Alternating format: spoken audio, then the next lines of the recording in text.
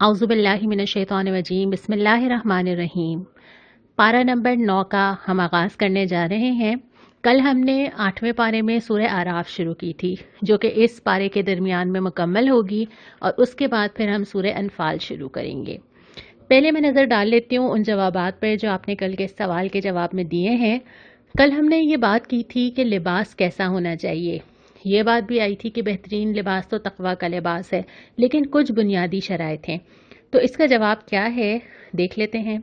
जवाब ये है कि उस लिबास को जो आप पहने तहफ़्फ़ुज़ का ज़रिया होना चाहिए, वो आपको मौसमों से बचाए, सर्दी है, गर्मी है। इसके अलावा दूसरी चीज़ ये कि वो ज़ीनत का ज़रिया तो हो, आप शौक़ महसूस करते हैं, रंग पसंद होते हैं, इसमें कोई हर्ज नहीं है, लेकिन इसराफ़ ना हो, उसमें एक हद का ख्याल रखा जाए। तीसरी बात यह कि वो जिस्म को ढांकने वाला हो, बहुत चुस्त ना हो। और चौथी चीज़ ये कि वो किसी गैर मुस्लिम कौम से या किसी और मज़हब से या उनके शायर से मुशाबिहत ना रखता हो। ऐसा ना हो कि उसको देख के ख्याल आए कि किसी और मज़हब की नुमाइंदगी कर रहा है। तो इन चीज़ों का ख्याल रखते हुए आप कोई भी लिबास पहन सकते हैं। अब हम आते हैं अपने सिपारे की तरफ। पारा नंबर 9 शुरू होता है। बिल्कुल ही इब्तिदा में अल्लाह ताला ने ज़िक्र किया कि जब हम किसी कौम के ऊपर कुछ सख्ती या तंगी या मुसीबत लाते हैं तो वो क्यों लाते हैं। मुख्तलिफ़ कौमों को अल्लाह ताला ने मुख्तलिफ़ तरीके से आज़माया, मुख्तलिफ़ हालात आए। हर एक कौम ने, किसी ने भूख से, किसी ने खौफ से, जो हम सूरह बकरा में पढ़ रहे थे कि अल्लाह ताला तुम्हें मुख्तलिफ़ हालात से आज़माइश में मुब्तला करेगा। तो जब अल्लाह ताला किसी भी कौम को तंगी या सख्ती में मुब्तला करते हैं तो इसका एक मकसद होता है। यानी ये जो अनएक्सपेक्टेड हालात आ जाते हैं, ये जो इंसान परेशानी के अंदर आता है, इसमें भी अल्लाह ताला की कभी ये हिकमत होती है कि अल्लाह ताला सोचने का रास्ता हमवार करता है। अल्लाह ताला ये मौका देता है कि इंसान रुक के सोचे, इंसान के अल्लाह को पुकारे, और इंसान के जहन में ये सवाल पैदा हो कि मैं इस सारी मुश्किल से कैसे निकल सकती हूँ, मुझे किसकी मदद चाहिए, कौन है जो मेरे लिए आसानी कर सकता है, कौन है जो मेरी मदद कर सकता है। और फिर लोगों के अंदर आजिज़ी पैदा हो। ये जो मुश्किल हालात होते हैं ना, ये इंसान के अंदर आजिज़ी पैदा करते हैं। और हम शुरू से पढ़ते चले जा रहे हैं, बल्कि आपको शायद याद भी होगा कि हमने कल ये मिसाल पढ़ी थी कि अल्लाह ताला ने हज़रत आदम और शैतान दोनों के वाक़यात सुनाए, और ये बताया कि शैतान के अंदर जो किब्र था उसने उसको हक़ कबूल करने से रोका, और हज़रत आदम के अंदर जो आजिज़ी थी, जो अल्लाह के आगे झुकना और अल्लाह की तरफ पलटना था, इसने गलती के बावजूद उनको अल्लाह की तरफ रुजू करने वाला और तौबा करने वाला बनाया, यहाँ तक कि अल्लाह ताला ने उनकी तौबा को कबूल कर लिया। तो ये जो आजिज़ी होती है ना, जिस इंसान के अंदर जितनी आजिज़ी होती है उतना ज़्यादा वो हक़ को कबूल कर सकता है, और जितना ज़्यादा जिस इंसान के अंदर किब्र होता है, किब्र से मुराद ये कि मैं, जिस इंसान के अंदर जितनी ज़्यादा मैं होती है उतना ज़्यादा वो हक़ को कबूल करने से रुकता है। उसके बाद फिर अगली चीज़ ये बताई कि अगर तुम चाहते हो कि ज़मीन और आसमान से बरकतें हासिल हों, कौन नहीं चाहता कि उसको बरकत मिले, और ये वो बरकत है जो कि मेजरेबल नहीं है। यानी कि आपके वक्त में जो बरकत होती है, कभी दिन इतना लंबा लगता है और कभी साल का पता नहीं चलता, कभी अल्लाह ताला ने इतनी सेहत के साथ रखा होता है और कभी छोटे हेल्थ इश्यूज शुरू हो जाते हैं। तो ये जो बरकत होती है ना, जिसको आप सिर्फ अंदाज़ा लगा सकते हैं, महसूस कर सकते हैं, नाप नहीं सकते, ये बरकत जो है ये अल्लाह ताला देता है। लेकिन इसकी बुनियाद क्या है? ईमान और तक़वा। ईमान दिल के अंदर और तक़वा की रविश पे अगर ज़मीन का निज़ाम बनाया जाएगा, अल्लाह के खौफ पे, अल्लाह की किब्रियाई पे, तो अल्लाह ताला वादा करता है कि ज़मीन और आसमान की सारी बरकतें दी जाएंगी। फिर उसके बाद 2 किस्से सुनाए गए, और दोनों किस्से सुनाने के बाद ये बताया गया कि अल्लाह ताला जिसको जब चाहता है, जहाँ चाहता है, वहाँ पकड़ सकता है। उसके बाद अल्लाह रब्बुल आलमीन हमसे एक सवाल करते हैं, और वो सवाल ये है कि तुम लोग क्या इतने बेखौफ हो गए हो कि तुम्हें लगता है कि अल्लाह कभी तुम्हें पकड़ नहीं सकता, कभी दिन में, कभी रात में, कभी सुबह के वक्त। याद कीजिए वो ज़लज़ला जो पाकिस्तान में आया था, यकायक कितने लोगों के घर उजड़ गए, कितने लोगों के सरों से छत चली गई, कितने ख़ानदान बिछड़ गए, कितने लोगों की दुनिया ही बदल गई जो कभी नहीं सोचा था। और अल्लाह ताला अगर किसी कौम को पकड़ना चाहे तो बस वो एक लम्हे की बात होती है, और उसके बाद जो सारी सेटल ज़िंदगी होती है ना, जो हम समझते हैं कि हमेशा रहेगी, फिर वो सारी की सारी तबाह बर्बाद हो सकती है। इस बात से ख़बरदार करने के बाद हज़रत मूसा और फ़िरौन का पूरा वाक़या सुनाया गया कि जिस तरह हज़रत मूसा ने जाके फ़िरौन को चैलेंज किया और कहा कि अल्लाह की बंदगी इख्तियार करो اور کس طرح فرعون نے اس چیلنج کو سمجھ لیا فوراً. یعنی معاملہ صرف یہ نہیں تھا کہ حضرت موسیٰ اس سے کہتے ہیں اور وہ کہتا ہے کہ اچھا ٹھیک ہے کچھ لوگ ہیں کہیں عبادت کر لے. اس نے بھی ٹھیک ٹھیک اس پیغام کو سوچا، سمجھا، اس چیلنج کا اندازہ کیا کہ اگر یہ دین کی دعوت دی جا رہی ہے تو اس کا مطلب ہے پورا نظام. اس کا مطلب ہے کہ بندوں کو بندے کی غلامی سے نکال کے اللہ کی غلامی میں دے دینا. اسی وجہ سے جو ہم اس پورے واقعے میں جو شدت دیکھتے ہیں کہ حضرت موسیٰ کو اس کو دعوت دینا، پھر جادوگروں کا آنا، پھر جادوگروں کا اس معاملے سے ہٹ جانا، ایمان لے آنا، صبر کی دعا کرنا، یہ پورا واقعہ ہمیں سنایا ہی اس لیے جا رہا ہے کہ یہ حق اور باطل کا معاملہ تو آتا رہتا ہے. ہم پہلے یہ بات پڑھ چکے ہیں کہ حق اور باطل کی کشمکش تو چلتی ہے اور چلتی رہے گی، لیکن حضرت موسیٰ نے فرعون کو جا کے جو چیلنج کیا وہ اسی لیے کیا کہ دین انفرادی معاملہ نہیں ہے. یہ نہیں ہو سکتا کہ میں دین پہ چلتی رہوں اور اپنے گھر میں رہوں اور باقی دنیا میں جو ہو رہا ہے وہ ہوتا رہے. یہ پاسبل ہی نہیں ہے، پھر میرا دین بھی نہیں بچے گا. تو اسی لیے فرعون کو جا کے جو چیلنج کیا گیا وہ اسی وجہ سے کیا گیا. اور پھر اس کے بعد جو واقعہ ہے وہ ہم انشاءاللہ آپ کبھی تفسیر پڑھیں گے تو بہت تفصیل کے ساتھ آپ کو ملے گا. پھر ہم آ جاتے ہیں آگے. دوسرا ربع یہ شروع ہوتا ہے ہدایات کے ساتھ. یعنی حضرت موسیٰ جب اللہ تعالیٰ سے بات کرتے ہیں، دیکھنا چاہتے ہیں، جاتے ہیں، اور اس کے بعد پھر اللہ تعالیٰ ان کو تختیوں پہ ہدایات دیتے ہیں. اور وہ ہدایات کیا ہیں؟ وہ شریعت ہے. ہر نبی کے ساتھ جو شریعت آتی ہے جو اس کی قوم کو فالو کرنی ہوتی ہے تو حضرت موسیٰ کو بھی دی گئی، لیکن جو لوگ حضرت موسیٰ کے پیچھے تھے جن پہ حضرت ہارون کو اپنے بھائی کو ذمہ دار بنا کے گئے تھے انہوں نے بچڑے کو معبود بنا لیا. پھر قرآن وہ واقعہ بتاتا ہے کہ کس طرح حضرت موسیٰ واپس آئے، ناراضگی کا اظہار کیا، اور اس کے بعد پھر قرآن تبصرہ کرتا ہے اس ہدایت کی طرف جو ہمیں دی گئی ہے، جو میرے اور آپ کے پاس ہے. اور جو بات شروع ہوتی ہے کہ اگر یہ رحمت چاہیے، اگر اللہ کی قربت چاہیے تو آج یہ رحمت ان لوگوں کا حصہ ہے جو نبی صلی اللہ علیہ وسلم کی پیروی اختیار کریں. ان لوگوں کو وہ رحمت ملے گی. یعنی صرف نبی سے تعلق محبت کا نہیں ہے. ایمان محبت تو پہلی چیز ہے، اس کے بعد جو اور تعلق کی اور ساری سیڑھیاں ہیں اس میں کیا ہے کہ نبی صلی اللہ علیہ وسلم سے ایسا تعلق ہو کہ اللہ کے نبی صلی اللہ علیہ وسلم کی سنت پر عمل ہو، آپ کی زندگی میں جو جو آپ نے کیا اس کی پیروی کی جائے. اس کے بعد یہ کہ نبی کریم صلی اللہ علیہ وسلم نے پوری زندگی جو مشن پورا کیا، جو اسلام کو غالب کیا، وہ کیا جائے. پھر اس کے بعد یہ کہ جو نبی جو کتاب لے کر آئے تھے، یہ اللہ کے نبی صلی اللہ علیہ وسلم کی وہ وصیت یا وہ نشانی ہے، یہ قرآن جو ہمارے پاس ہے، اس قرآن کی پیروی کی جائے. ہمارے گھر کے بڑے بزرگ، امیاں، نانیاں اپنی جو نشانیاں چھوڑتی ہیں نا، کبھی کوئی زیور ہوتا ہے، کبھی کوئی چیز ہوتی ہے، وہ ہم کتنا قیمتی سمجھ کے رکھتے ہیں کہ ہمارے آباء و اجداد کی نشانی ہے. یا اگر کوئی وصیت کی جاتی ہے تو اس کو کتنا دل سے لگا کے رکھا جاتا ہے کہ یہ وصیت ہمیں کی گئی تھی. یا کوئی جملے، کوئی ہدایات جب ہمیں کہی گئی ہوتی ہیں تو وہ ہمارے لیے بہت قیمتی ہوتی ہیں. نبی کریم صلی اللہ علیہ وسلم کی وصیت یہ قرآن ہے. نبی کریم صلی اللہ علیہ وسلم کا ترکہ یہ قرآن ہے، جو آپ نے ہدایت فرمائی تھی کہ میں تمہارے درمیان دو چیزیں چھوڑے جا رہا ہوں جن کو تھام کے رکھو گے تو کبھی گمراہ نہ ہوگے، کتاب اللہ اور میری سنت. تو اللہ کے نبی صلی اللہ علیہ وسلم سے یہ سارا تعلق مطلوب ہے، محبت کا بھی، ایمان کا بھی، اطاعت کا بھی، پیروی کا بھی، مشن جو آپ صلی اللہ علیہ وسلم نے چھوڑا وہ بھی، پھر آپ کی لائی ہوئی کتاب سے تعلق بھی، یہ ساری چیزیں مطلوب ہیں. اس کے بعد پھر ذکر کیا کہ بنی اسرائیل نے جو کیا تھا وہ ہمارا ظلم نہیں تھا. پورے قرآن میں اللہ تعالیٰ نے بہت ساری جگہ ان لوگوں کو ظالم کہا ہے جو گناہ کرتے ہیں. وہ کس پہ ظلم کرتے ہیں؟ بہت ساری جگہ پہ آپ لوگوں پہ تو ظلم نہیں کر رہے ہوتے، لیکن ظالم اس لیے کہا جاتا ہے کہ اپنے آپ پہ ظلم کر رہے ہوتے ہیں. یہ اللہ کا ظلم نہیں تھا. کوئی بھی انسان اپنی زندگی میں اگر اپنے آپ کو جہنم کے لیے تیار کرتا ہے، اگر اپنے نفس کو غلط باتوں پہ راضی کر لیتا ہے، اگر وہ اللہ کی رضا پہ نہیں چلتا ہے تو وہ اصل میں تو اپنے اوپر ظلم کر رہا ہے، وہ اپنے ساتھ زیادتی کر رہا ہے، وہ کسی اور کو نقصان نہیں پہنچا رہا. اسی لیے اللہ تعالیٰ ہر اس انسان کو ظالم کہتا ہے جو راہ راست سے ہٹتا ہے.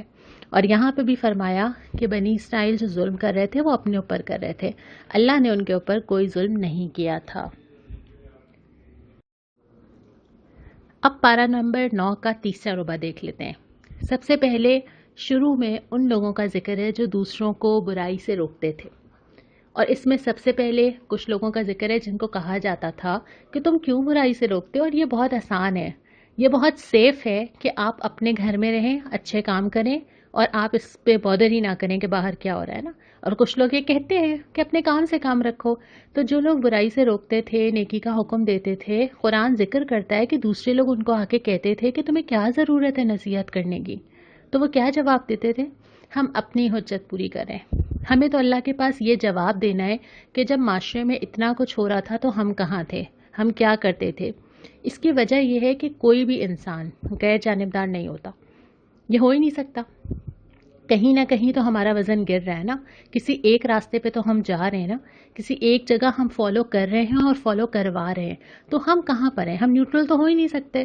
تو جو انسان جس جگہ پہ جا رہا ہے وہ وہیں پہ اپنا وزن ڈال رہا ہے. تو اللہ تعالیٰ کے پاس ہم نے یہ جواب تو دینا ہے نا کہ ہم کیا چھوڑ کے آئے ہیں. آپ کو وہ آیت یاد ہے جو ہم نے پڑھی تھی کہ ہر انسان دوہری ذمہ داری اٹھا رہا ہے. ایک اپنی تو لے ہی رہا ہے لیکن ایک معاشرے پہ جو اپنے اثرات چھوڑ رہا ہے وہ اس کی ذمہ داری بھی لے گا. تو یہاں پہ بھی یہی ذکر ہے کہ وہ لوگ یہ کہتے تھے کہ تم لوگ کیوں روکتے ہو، لیکن روکنے والے یہ کہا کرتے تھے کہ ہم اپنی ذمہ داری پوری کریں، ہم اللہ کو ہم نے جواب دینا ہے کہ ہم نے کیا کیا. تو جب عذاب آیا تو اللہ تعالیٰ نے ان لوگوں کو بچا لیا جو برائی سے روکتے تھے. اور اس کے بعد پھر اس عہد کا ذکر ہے جو الستو بربکم، تمام ارواح سے عالم بالا میں اللہ تعالیٰ نے ایک عہد لیا تھا کہ کیا میں تمہارا رب نہیں ہوں، اور لوگوں نے کہا تھا کہ ہاں آپ ہمارے رب ہیں. اس کی مثال آپ یہ سمجھیے کہ اگر کوئی فیچر بلٹ ان ڈال دیا جائے، یعنی ہمارے اندر یہ چیز بلٹ ان ہے لیکن پھر اس کے بعد ہم اپنے اعمال سے، اپنے فیصلوں سے اس کو دبا دیتے ہیں. لیکن جب ہم نیکی پہ چلنا چاہتے ہیں تو جو ہمیں سیٹسفیکشن ملتی ہے نا، اس کی وجہ ہی یہ ہے کہ اللہ تعالیٰ نے یہ ہمارے اندر ودیت کر کے ہمیں بھیجا ہے کہ ہم اللہ تعالیٰ کی طرف جھکتے ہیں، ہم سکون پاتے ہیں اللہ کی عبادت میں. اور اس کے بعد پھر اللہ تعالیٰ نے ان لوگوں کی مثال دی ہے جو خواہش نفس کی پیروی کرتے ہیں. پہلے ہم نے یہ پڑھا تھا کہ بہت ساری چیزیں جن کی اللہ کو چھوڑ کے بندگی کی جاتی ہے اس میں سے ایک انسان کا اپنا نفس ہے. اور یہاں پہ ذکر اللہ تعالیٰ نے کیا جانوروں کی مثال کے ساتھ. خاص طور پہ یہاں پہ یہ ہے کہ ایک انسان جو آیات کی پابندی نہیں کرتا اس کی مثال اس کتے کی طرح سے ہے کہ زبان لٹکائے رہے ہر وقت، اس کو کوئی فرق نہیں پڑتا کیا ہو رہا ہے. تو اسی طرح جب انسان خواہش نفس کے پیچھے بھاگتا ہے، وہ کوئی بھی خواہش ہو. ابھی رمضان کے مہینے میں اگر اللہ تعالیٰ آپ کو روزہ رکھواتا ہے، اللہ تعالیٰ بہت ساری چیزوں کی پابندی کرواتا ہے، تو وہ چاہتا ہے کہ آپ اپنے نفس کو کنٹرول کر سکیں. آپ کا دل چاہتا ہے آپ کو کھانا ہے لیکن آپ نہیں کھا رہے، ٹھیک ہے نا. وہ اسی وجہ سے کہ اللہ تعالیٰ چاہتا ہے کہ آپ اپنے نفس پہ کنٹرول کریں، نفس کے پیچھے نہ بھاگیں. ایک 30 ڈیز کا آپ کو جو پورا پلانر دیا جاتا ہے اس میں آپ کی نیند بھی قربان ہوتی ہے، اس میں رات میں بھی نمازیں لمبی ہو جاتی ہیں، اس میں بہت ساری جائز چیزوں کو منع کر دیا جاتا ہے. اور وہ اسی لیے کیا جاتا ہے کہ بجائے اس کے کہ نفس آپ کو اپنے پیچھے دوڑائے، آپ نفس کو کنٹرول کر کے رکھیں. آپ کے ہاتھ میں اس کی باغیں ہوں. جس وقت اللہ کی اجازت ہوگی اس وقت وہ نفس اپنی خواہش پوری کرے گا، اور جس وقت اللہ تعالیٰ کہیں گے کہ نہیں تو وہ رک جائے گا. تو یہاں پر بھی یہی ہے کہ جو اپنی خواہش نفس کے پیچھے بھاگتا ہے نا، پھر تو وہ نیور اینڈنگ چیز ہے. کھانا نیور اینڈنگ ہے، یہ ایک ریسیپی، دوسری ریسیپی، 2 ریسیپیز ملا کے تیسری ریسیپی، کوئی اینڈ نہیں ہے. کپڑا، چیزیں جمع کرنا نیور اینڈنگ چیز ہے. پھر اس کے بعد جو دیگر خواہشات، ہوس پرستی، کہاں کہاں تک انسان کو حیوان کی سطح پہ لے جاتی ہے. تو یہ ساری چیزیں جو نفس کی خواہشات ہیں، اگر انسان اس کو کنٹرول کرنے کی پریکٹس نہیں کرے گا تو پھر آہستہ آہستہ وہ اس کے پیچھے پیچھے بھاگتا بھاگتا ایک دن جا کے حیوان بن جائے گا. اس لیے یہ ضروری ہے کہ انسان اپنی خواہش کو کنٹرول کر کے رکھے. اور اس کے بعد پھر فرمایا کہ اللہ کو اچھے ناموں سے پکارو، اور کچھ ہدایات بھی دی ہیں کہ کچھ چیزوں کا خیال رکھو. وہ کیا ہے؟ نرمی اور درگزر. اللہ تعالیٰ کو بہت پسند ہیں وہ لوگ جن کے اندر نرمی ہوتی ہے، جو لوگوں کو معاف کرنے والے ہوتے ہیں. دوسری بات یہ، معروف کی تلقین کرو، نیکی کا حکم دو، لوگوں کو اچھی باتیں سکھاؤ. تیسری بات یہ ہے جاہلوں سے نہ الجھو. یہ تو نہیں ہو سکتا کہ کوئی آپ سے آ کے حجت نہ کرے. بہت سارے لوگ بہت کچھ کہیں گے، لیکن اپنے اندر ایک ڈگنیٹی رکھتے ہوئے جس کے اندر خیر دیکھی جائے اس کو سمجھایا جائے، اور جو بلا وجہ بحث کر رہا ہے اس کو نظر انداز کر دیا جائے. اور آخری چیز یہ کہ اللہ تعالیٰ کی پناہ مانگو. یہ 4 چیزیں یہاں پہ ہمیں سکھائی گئی ہیں. آخری ربع میں سورہ انفال کا آغاز ہو رہا ہے جو مدنی صورت ہے. بالکل ابتدا میں وہی بات آ رہی ہے جو سورہ نساء میں آئی تھی کہ اللہ سے ڈرو اور اپنے تعلقات کو درست کرو۔ اس کے بعد پھر غزوہ بدر میں جو مال غنیمت کی تقسیم کا معاملہ تھا اور لوگوں کے درمیان ایک نزاع سا پیدا ہو گیا تھا کہ یہ مال کس کو ملنا چاہیے، اس کے لیے اللہ تعالیٰ نے خمس کا قاعدہ طے کیا۔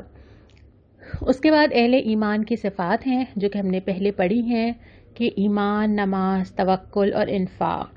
اس کے بعد اللہ تعالیٰ نے کچھ کیفیات کا ذکر کیا ہے۔ غزوہ بدر کے میں آپ جانتے ہیں کہ مسلمانوں کی تعداد بہت کم تھی اور سامنے لشکر بہت بڑا تھا اور ایسا لگ رہا تھا کہ جیسے موت کے منہ میں جا رہے ہیں۔ تو اس وقت جو مسلمانوں کی دل کی کیفیات تھی نا، اللہ تعالیٰ نے اس کا ذکر کیا ہے کہ اس وقت جو دل کے اندر ایک تڑپ تھی، اس وقت جو خوف تھا کہ کیا پیش آئے گا، کیسے ہوگا، تو ان سب میں تسلی بھی دی گئی ہے، بتایا بھی گیا ہے کہ اللہ تمہارے ساتھ تھا، اس نے تمہارا ہاتھ تھاما تھا، اس نے تمہیں یہ لگ رہا تھا کہ تم موت کی طرف ہانکے جا رہے ہو، تم اللہ سے فریاد کر رہے تھے، اللہ نے اطمینان تمہارے اوپر طاری کیا، اور جو تم نے مارا، جو تم نے پھینکا، وما رمیت اذ رمیت ولکن اللہ رمی، تم نے نہیں پھینکا تھا، وہ تو اللہ نے پھینکا تھا، یعنی جب تم اللہ کی راہ میں چلے تھے تو اللہ تمہارا ہاتھ بن گیا تھا، یہ تسلی دی گئی۔ اور اس کے بعد فرمایا کہ اللہ رسول کی پکار پر لبیک کہو۔ جب اللہ تمہیں پکارے، اللہ کے پکارنے کو اللہ تعالیٰ نے تشبیہ دی ہے اللہ کے دین کی ضرورت کے لیے، کہ جب اللہ کے دین کی ضرورت ہو تو اس کی مثال ایسی ہے گویا اللہ نے تمہیں پکارا ہو، تو کیا کہو؟ لبیک، میں حاضر ہوں، میں حاضر ہوں اے اللہ آپ کے دین کے لیے اور جہاں میری ضرورت ہو۔ اس کے بعد فرمایا کہ اللہ جو ہے وہ انسان اور اس کے دل کے درمیان حائل ہے۔ یہ موضوع ہمارا بھی اگلے پارے میں بھی آئے گا، ہم وہاں تفصیل سے پڑھیں گے، لیکن یہ کہ اللہ جانتا ہے کہ تمہارے دل کے اندر کیا ہے اور اسی کے مطابق تم سے معاملہ کرے گا، اور آخر میں یہ کہ تم تقوی اختیار کرو گے نا تو اللہ تمہیں فرقان دے گا۔ یہ اللہ کی اتنی بڑی نعمت ہے، جو فرقان ہے نا، یہ ہے کسوٹی، کہ آپ کو بر وقت سمجھ آ جائے کہ ٹھیک کیا ہے اور غلط کیا ہے، یہ سینس آپ کے اندر پیدا ہو جائے کہ آپ دین کے مزاج کے مطابق چیزوں کا فیصلہ کر سکیں، اور آپ کو سمجھ آ جائے کہ کون سا راستہ ٹھیک ہو سکتا ہے اور کون سا راستہ ٹھیک نہیں ہو سکتا، اور اللہ آپ کو صحیح وقت میں، فتنے کے وقت میں آپ کو دین کی سمجھ عطا کر دے۔ اس چیز کو کہتے ہیں فرقان۔ قرآن حکیم کو بھی فرقان کہا جاتا ہے کیونکہ یہ بھی کسوٹی اور یہ فیصلہ کرتی ہے کہ صحیح کیا ہے اور غلط کیا ہے۔ تو جتنا انسان اللہ کا تقوی اور اللہ کا ڈر اور اللہ کی محبت رکھتا ہے، اس کے اندر اللہ تعالیٰ یہ سینس ودیت کر دیتا ہے اور اس کے لیے آسان ہو جاتا ہے کہ وہ سیدھا راستہ دیکھ سکے۔ یہاں آ کے ہمارا 9واں پارہ مکمل ہوا، لیکن اس پارے کے سلسلے میں ایک سوال آپ سے آج کرنا ہے جو بہت آسان ہے، اور وہ سوال کیا ہے؟ سوال یہ ہے کہ اللہ کے نبی صلی اللہ علیہ وسلم سے ہمیں کیسا تعلق رکھنا چاہیے؟ کون کون سی چیزیں ہیں جو نبی کریم صلی اللہ علیہ وسلم سے تعلق کے سلسلے میں مطلوب ہیں؟ اس کا جواب آپ ای میل ایڈریس پہ ہی مجھے دیں گے۔ دعا کی سلائیڈ پہ جانے سے پہلے میں آپ کے سامنے کچھ نام رکھنا چاہوں گی، اگرچہ یہ نام بہت زیادہ ہیں، لیکن کچھ ایسے نام جو ہمارے ساتھ مستقل رہے ہیں، جنہوں نے رپلائی کیا ہے، جنہوں نے کویشچن کے آنسرز دیے ہیں، ریگولرلی دیے ہیں، تو اس میں سے کچھ نام میں آپ کے سامنے رکھ رہی ہوں۔ مجھے اندازہ ہے کہ ہزاروں کی تعداد میں اس وقت واٹس ایپ گروپس بنے ہوئے ہیں، آپ سب نے ہی اپنے کانٹیکٹ کے گروپس بنائے ہوئے ہیں، آپ اس میں فارورڈ کر رہے ہیں، ڈسکس کر رہے ہیں، آنسرز لے رہے ہیں، اور ان سب کا نام رکھنا یہاں پاسبل بھی نہیں ہے۔ آپ کا فیڈ بیک ڈائریکٹلی یا انڈائریکٹلی آ بھی رہا ہے، لیکن یہ بس وہ نام ہیں جو ہماری I D per, E mile I D پر یا فیس بک پر ہمیں رپلائی کرتے رہے ہیں۔ ان میں ملک کے کونے کونے سے تو ہیں ہی، یعنی پاکستان کے اندر سے بڑے شہروں کے علاوہ چھوٹے چھوٹے شہروں سے بھی ہیں، اس کے علاوہ دنیا بھر سے امریکہ، Canada, India, Spain, Dubai, Japan, تمام جگہ کے لوگ شامل ہیں۔ یہ نام آپ کے سامنے چل رہے ہیں، اس میں ایج گروپ بھی ڈفرینٹ ہے، یعنی 8 کلاس کی بچی بھی ہے جو بہت ڈیٹیل سے جواب دیتی ہے، 80 ایئرس کی خاتون بھی ہیں جو اتنے ہی انٹرسٹ سے رپلائی کرتی ہیں۔ لیکن یہ ساری لسٹ دکھانے کا مقصد کیا ہے؟ میں آپ کو یہ نام کیوں دکھا رہی ہوں؟ کیا اس لیے کہ آپ اپنا نام ڈھونڈ کے خوش ہو جائیں، یا اس لیے کہ میں آپ کو دکھانا چاہتی ہوں کہ کتنے لوگ رپلائی کر رہے ہیں؟ نہیں، یہ میں آپ کو اس لیے دکھا رہی ہوں کہ ہم نے جب سورہ کہف پڑھی تھی کہ اپنے آپ کو ان لوگوں کے ساتھ کنیکٹ کرو جو تمہارے لیے چیزوں کو آسان کریں، تم سب ایک دوسرے سے طاقت لو، حوصلہ لو، تم سب ایک دوسرے کو بیک اپ کرو، تو یہ وہ لوگ ہیں جو سب آپس میں جڑے ہوئے ہیں اس وقت۔ اور ان تمام لوگوں کو کس چیز نے جوڑا ہے؟ جو سورہ بقرہ میں آیا تھا کہ اللہ کی کتاب کو مضبوطی سے تھام لو، اللہ کی رسی کو مضبوطی سے تھام لو. یہی ایک چیز ہے جو انسان کو بے غرضی کے ساتھ کنیکٹ کرتی ہے. کسی کا کسی سے کوئی فائدہ، غرض، رشتہ داری نہیں ہے، لیکن جس چیز نے سب کو جوڑ کے رکھا ہوا ہے وہ ہے اللہ کی کتاب. اور یہی آپس میں محبت پیدا کرتی ہے، سب کو جوڑ کے رکھتی ہے. اور یہی چیز یہ ہے جس نے آپ کو ایک نہیں رہنے دیا. اس وقت آپ وہ ایک فرد نہیں ہے، اس وقت آپ ان تمام لوگوں میں شامل ہیں جو دنیا بھر میں اس کتاب سے جڑے ہوئے ہیں. تو اس اسٹرینتھ کو مضبوط کر کے رکھنا ہے، ہمیں ایک دوسرے سے جڑ کے رہنا ہے، ایک دوسرے کو سپورٹ کرنا ہے. اور اس قرآن کی کتاب کو، جیسے میں نے پہلے کہا، پڑھنا اور سمجھنا بھی ہے لیکن دوسروں تک پہنچانا بھی ہے. اب ہم چلتے ہیں دعا کی سلائیڈ کی طرف. اور جو دعا آج کی ہے، یہ دعا سورہ اعراف کی 126 آیت میں ہے. اور یہ وہ دعا ہے کہ جب جادوگر اسلام لے آئے تھے فرعون کے دربار میں تو انہوں نے یہ دعا مانگی تھی، ربنا افرغ علینا صبرا وتوفنا مسلمین. اے ہمارے رب، ہم پہ صبر کا فیضان کر، ہمیں دنیا سے اٹھا تو اس حال میں کہ ہم تیرے فرما بردار ہوں.